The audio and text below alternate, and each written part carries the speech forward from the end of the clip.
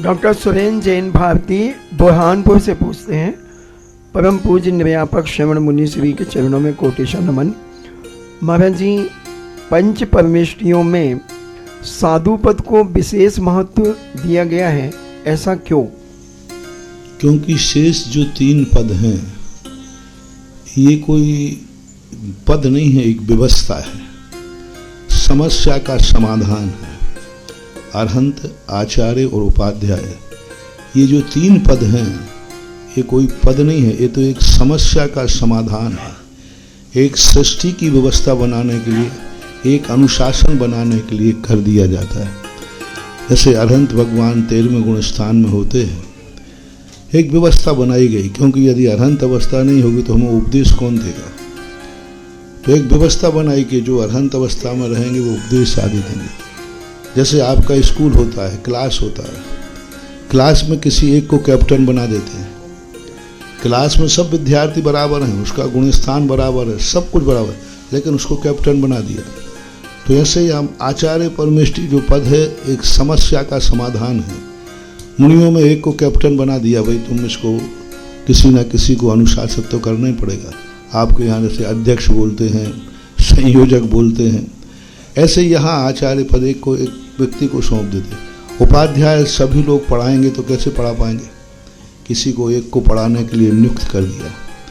आत्म कल्याण के लिए, स्वयं के लिए जरूरी नहीं है, एक मार्ग की व्यवस्था बनाने के लिए आचार्य उपाध्याय और अरहंत पद की व्यवस्था बनाई गई।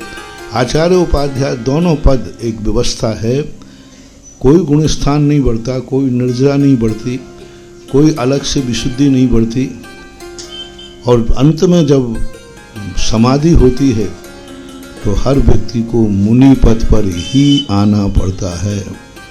आचार्य उपाध्याय पद त्यागना पड़ता है, संकल्प पूर्वक त्यागना पड़ता है।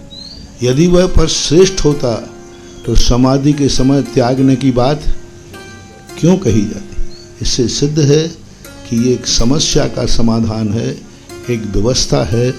कितने साधु हैं जो सीधे साधु से अरहंत तो सिद्ध बनते हैं, सभी भगवान आचार्य उपाध्याय बन के थोड़ी मरते। इसलिए मोक्ष मार्ग में मंगलाचरण जब किया गया, मंगला पाठ, अरहंत मंगलम, सिद्ध मंगलम, शाहू मंगलम, केवली पर्णतो, उसमें आचार्य उपाध्याय को नहीं लिया गया। मंगल में लिया गया है अरहंत मंगल, सिद्ध मंगल और शाहू मंगल। इन्हीं 2-3 पदों को लिया गया, उनमें आचार्य उपाध्याय को मंगल में नहीं लिया।